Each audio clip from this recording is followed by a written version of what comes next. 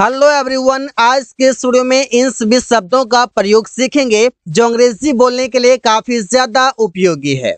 Use of is to का मतलब है कोई काम करना है। इसका प्रयोग करते सबसे पहले सब्जेक्ट होगा, is to plus V1 plus object होगा। अब इज किसके साथ प्रयोग कर सकते हैं? यहाँ पर हम यूज करेंगे ही के साथ, सी के साथ, इट के साथ और सिंगुलर नाउन के साथ। मतलब हिज, इट और सिंगुलर नाउन के साथ। सिंगुलर नाउन कौन हो जाएगा? जैसे बोलते हैं रवि, जैसे बोलते हैं प्रिया, जैसे बोलते हैं सुमन। तो इन सभी शब्दों के साथ प्रयोग करेंगे इज टू। चलिए देखते हैं एग्जाम्पल में। उसे अंग्रेजी सीखना है, कोई काम करना है।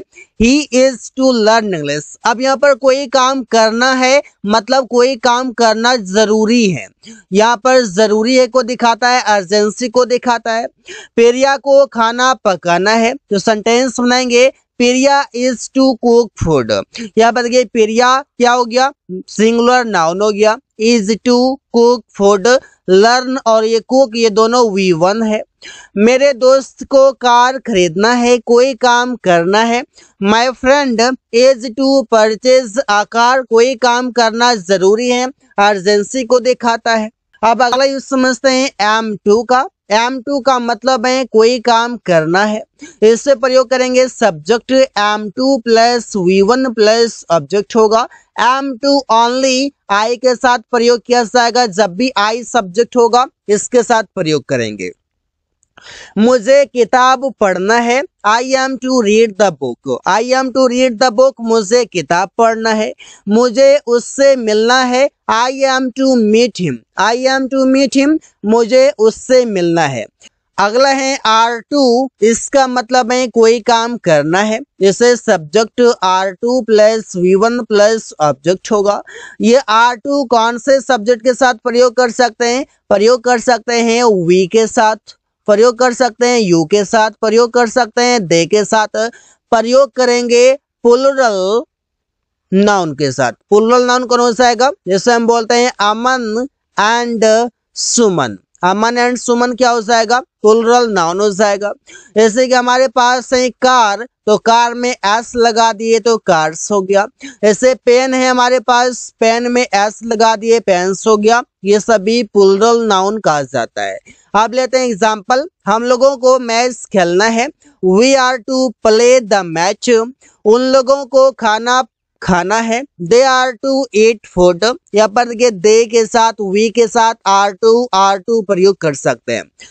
यूज ऑफ वॉज टू का मतलब है कोई काम करना था या कोई काम करने वाला था। दोनों को दिखाते हैं, करना था भी और कोई काम करने वाला था भी। और इस सेंटेंस को बनाते हैं पास्ट में, बीते हुए कल में। जैसे सब्जेक्ट होगा was to plus V1 plus object होगा। was to किसके साथ प्रयोग करेंगे? I के साथ प्रयोग करेंगे, ही के साथ प्रयोग करेंगे, सी के साथ, इट के साथ और सिंगुलर नाउन के साथ। सिंगुलर नाउन समझते हैं, इसे हम बोलते हैं अमन बोलते हैं, हम बोलते हैं रवि बोलते हैं। ये सभी हो जाएगा। एग्जाम्पल देखिए, रमेश को स्कूल जाना था, Ramesh was to go to school. यहाँ पर रमेश सिंगुलर नाउन है, was to plus V1 plus object या अदर वर्ड बोल सकते हैं। सुमित को पैसे देना था, Sumit was to give money. मैं बाइक खरीदने वाला था, I was to purchase a bike. Riya को यहाँ आना था, Riya was to come here. यहाँ पर आप समझ सकते हैं कि रिया हो, आई, सुमित, रमेश, इन सभी के साथ वॉज टू का प्रयोग किया जाता है।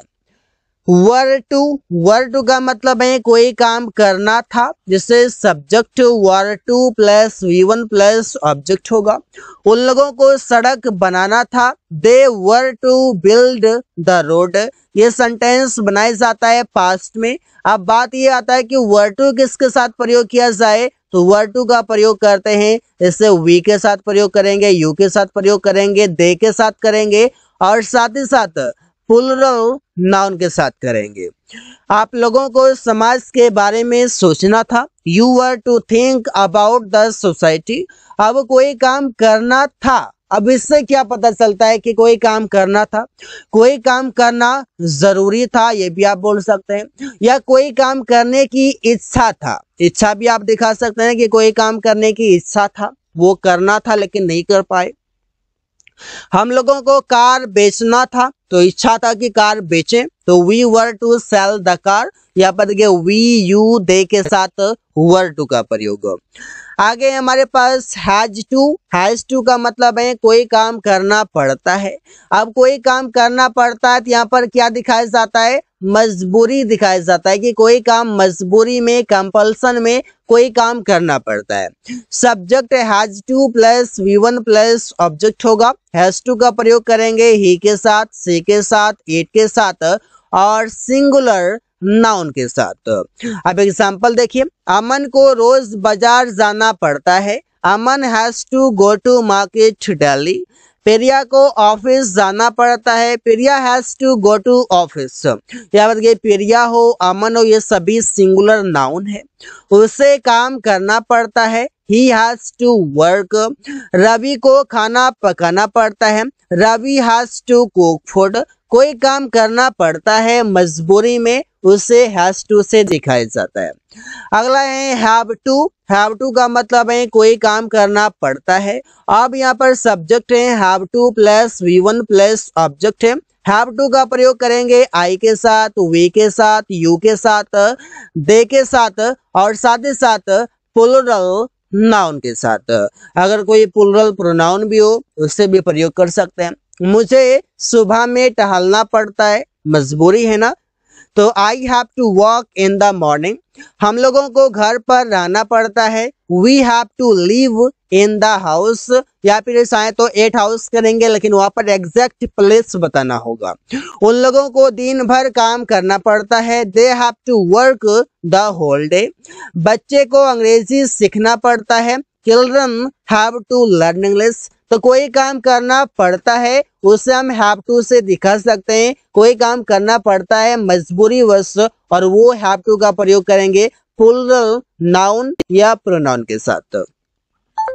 हैड टू का मतलब है कोई काम करना पड़ता या कोई काम करना पड़ा या कोई काम करना पड़ा था, ऐसे भी हम बोल सकते हैं। जैसे हम बोलते हैं हम लोगों को उसे पैसे देना पड़ता, We had to give him money। अब इससे किससे प्रयोग करेंगे, subject had to plus V1 plus object. और ये had to जो है ऑल सब्जेक्ट के साथ कोई भी सब्जेक्ट आ जाए, कोई भी नाउन आ जाए, कोई भी प्रोनाउन आ जाए, सभी के साथ had to का प्रयोग होगा। रिया को नौकरी करना पड़ता या रिया को नौकरी करना पड़ा था, तो Riya had to do a job. कोई काम करना पड़ा था या कोई काम करना पड़ता था या कोई काम करना पड़ा, ऐसे भी हम बोल सकते हैं। मुझे बाजार जाना पड़ा, I had to go to market.